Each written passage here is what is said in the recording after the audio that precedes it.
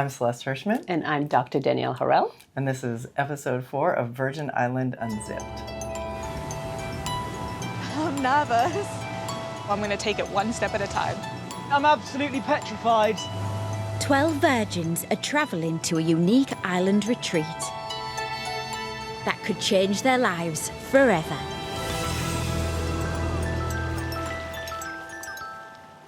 We're going to talk about Ed and Katie and how they reclaim their body. We're going to talk about how you can reclaim your body. And we're also going to talk about the Manosphere. Now, the group face their biggest challenge yet, bearing all. Nudity is really the phase that people dread. There are so many negative messages around bodies that the thought of looking at yourself in the mirror can be really daunting. Noticing if you feel like you want to continue getting undressed. A lack of body confidence gets in the way of sex. Learning how to relax around nudity is an essential step in a sexual connection.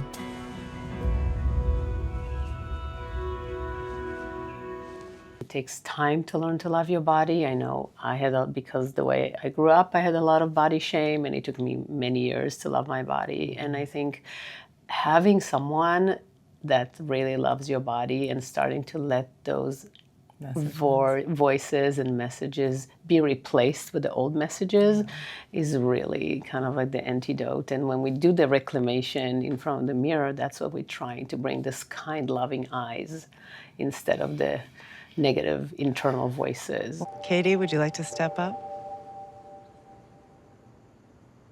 I've always hated my looks and my body. Back in school, I really struggled with my confidence. I don't think there's anything about me that I like, especially looks-wise. I really just don't like it. I was always the monster. I got bullied really badly. I spat at, had things thrown at me. Social media pages made of me where they've edited my face onto different animals and stuff. Yeah, I've always been insecure and just hated the way I look. So. Thank you.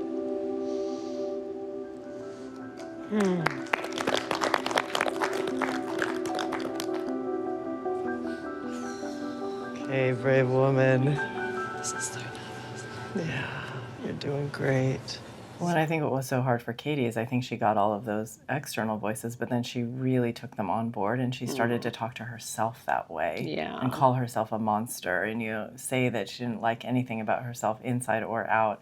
And so she needs to actively replace those voices to, say, okay, this is not mine. This is bullies, and I'm not going to be the bully inside of myself anymore. I'm going to be the lover. And it does, having everybody tell her that she was beautiful and replacing her own and replacing her own negative talk. Yeah, it doesn't work if you just hear it and wash it away. You have to want to embrace it as well, and that's a process. Yeah, and we call it the landing strip, right? Yeah. How do you actually take something into your body and let it replace the old messages. So you want to take a minute and actually see if you can bring some loving eyes to your body. I can't. Yeah, it's okay. Do you want to just say, this is my body?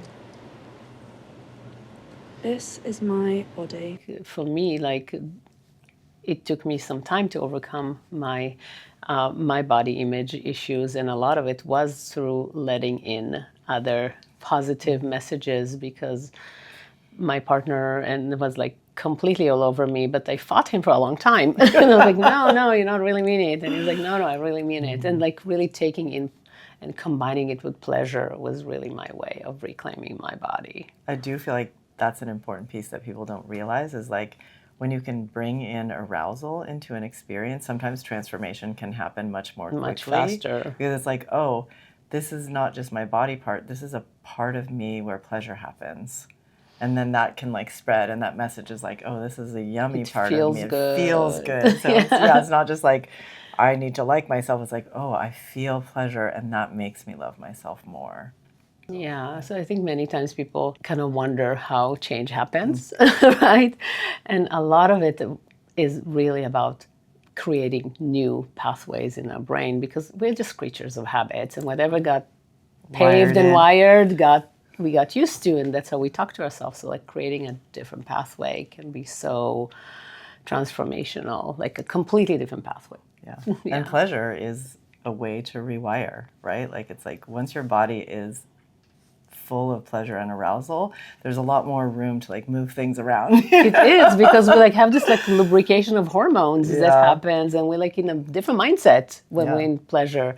So we can accept messages in a different way and kind of funnel them to other places. I am feeling absolutely incredible. I feel like the stress has been evaporated. I think one of the things we really pay attention to is the transformation happening in the right direction? Like, are people moving forward? And there's a lot of ways to read that, but one of them is just like the look on people's faces and the relaxation in the body. You can see big change happen, like when Birdie has his first kiss. Yeah. With I just Pat. like, oh, so sweet. I just like people just become more beautiful. It's true. When they are transforming in that way, you know, like when they allow pleasure to course through them and they're just like, okay, it's like a knowing in the body, like you come back to yourself. I feel like a whole new person. You do? Yeah. I don't think I felt happier being on the island right now than right now. I feel it's big. I feel it's big. I feel like it's a massive step forward for me. Bye. See you later. Bye. That's a big barrier that I've had in my way, and I feel like I'm a big step closer to losing my virginity.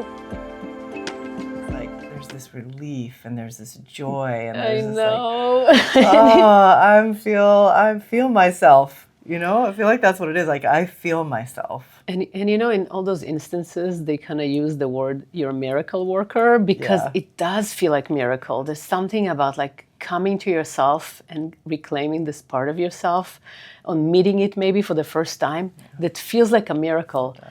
But it's actually, it's actually neural pathways shifting in the moment. And people just becoming themselves. Becoming themselves. Yeah. You're not doing an outer makeover. You're just like, inner makeover. Glow. Exactly. Yeah, so if I'm going to give you homework, I'm going to say, if you're going to look in the mirror and tell yourself positive messages, like touch your body while you do it. You know, feel your skin and your breath, and then say, oh my God, you're so beautiful, you know, because if you bring in some of that arousal, then you're rewiring yourself in the same way that we're talking about on the show. Yeah. It's way more effective than trying to look at the mirror and saying, I like this part, or I like this part, or this part is functional, because it's very cognitive. But if you like letting yourself like really enjoy your body, you start to have a different relationship with it.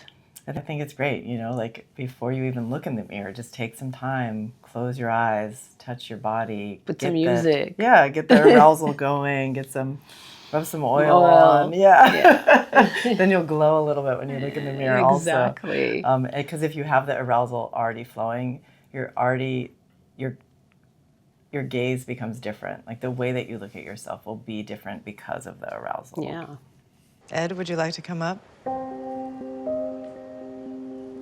I don't like being nude around people, mostly down to like my scars and my disability. When you're ready, you can disrobe. I don't particularly like any part of my body. Certain bits stand out more. Scars from surgeries, a lot of stuff I've done to myself. My first relationship fell apart quite badly for me. I was self-harming. I've come to terms with the reason I did it. And although people say no one will notice, to me, they will.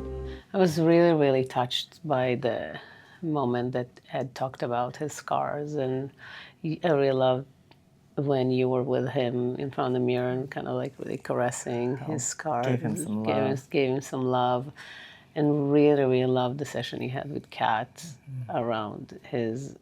She also has scars, and she was able to really share with him. Something that's really important for you to practice is like really coming to people as equals. Okay. And I saw your scars. It was confronting for me because it's a part of myself that I still can feel so much shame around. I get that. But when I see them on you, I don't have any judgment. Like, I only feel so much like love and compassion, and it creates more of a sense of care. It just felt really comforting to like not feel alone with it, if that makes sense. Yeah, and her vulnerability in the session was beautiful because she said she still has some shame. And I think that so much normalized his experience. Because, you know, when Marianne was like, well, scars are sexy, he's like, but these aren't just scars. I did these to myself. And part of the shame is that. And because Kat had a similar experience afterwards, you just saw him so much lighter because he didn't feel like he was alone. Something's wrong with him. It's like, you know, no, this professional that he really respects is there just being vulnerable in this way with him. And then afterwards you saw that it like led to a deeper intimacy between them because then he asks, can I touch your face, you know, and they're just looking at each other and like. It was so sweet. Yeah. It was really, it was like it allowed him to stop hiding and to be intimate. I feel like that was a huge transition for him. Totally.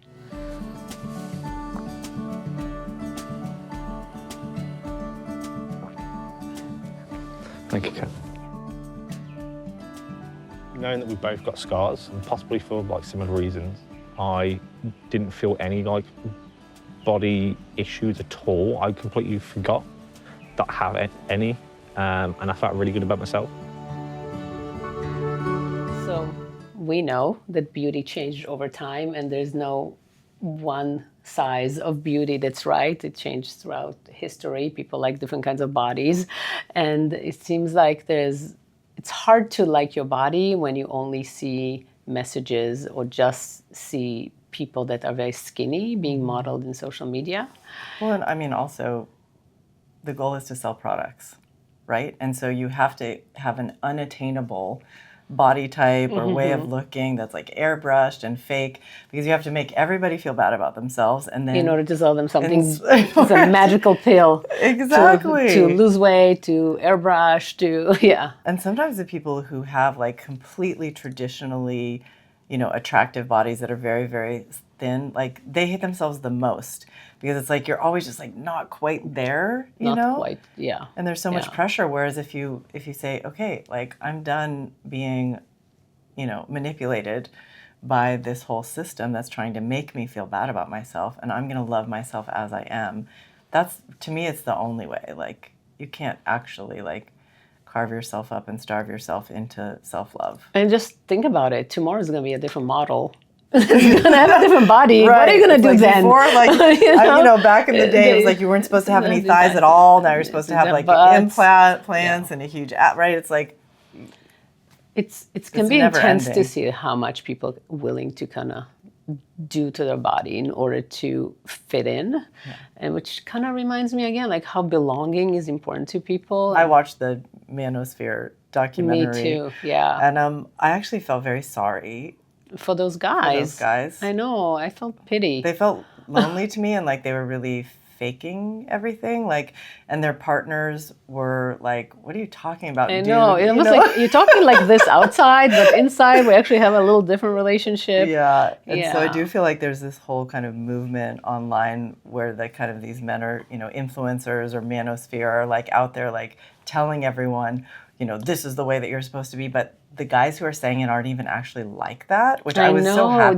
Did you see like at the end of that documentary, like he was like completely, his mom made him like wipe the floor and stuff like that. So I was like, that's more like it. Yeah, there were so many times in it where these guys were saying ridiculous stuff, you know, like, we should be one-sided, you know, like one-sided monogamy should be the way for all men, you know, like everybody has their choice, but like that's... Exactly. And their partners are just staring at them like, what are you talking about? That's not what's happening here, my friend, you know? So I do feel like it's a lot of hot air in a way, but the really sad part is that so many, you know, young, lonely men are listening. Buying into it and taking it as if it's truth, which is very sad and very dangerous for our society. Very dangerous for our society, you know, and I feel like in a lot of ways, what we're teaching on Virgin Island is the antidote to this because we're teaching people how to actually have intimacy.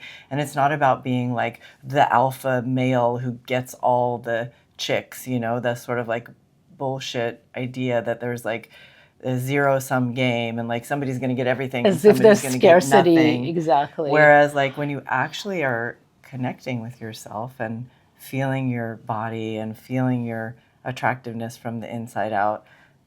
Like you said, there's a lid to every pot. There's a lid to every pot. Yeah, you know? And people are different, and people want different things. In your room listening to podcasts of how lonely you are.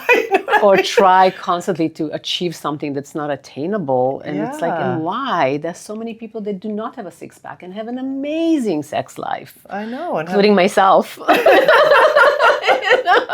And there's so many people that just like constantly so worried about how they look that they don't get to enjoy their lives. They just like have eating disorder. They're suffering through self-flagellation and hurting themselves instead of actually going out and finding someone who's going to love them just the way they are. I was sometimes thinking about like getting in a room with someone who's like so ripped, but also so self-involved.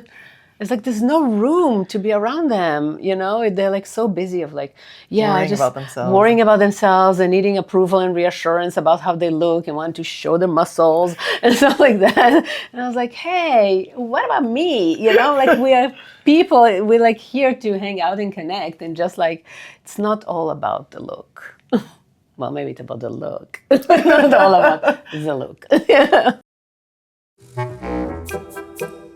Okay, everyone, we're going to answer your most asked questions from season 1. How did you feel about the workshop? When I was wearing my boxers, it was one of the biggest things I've ever done in my life. I have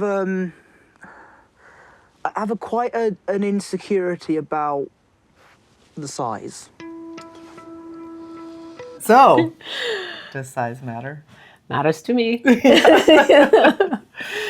Yeah, but just size by itself is nothing, it's like what's the point of just size? Like, to please a woman, you need way more skills than just a size. And I think size does matter for some small percentage of women, and for other people it doesn't matter at all. So it really depends on how you orgasm also, because some people need certain stimulation on their cervix or the G-spot. The G-spot, like width helps a lot with G-spot, length helps with cervix.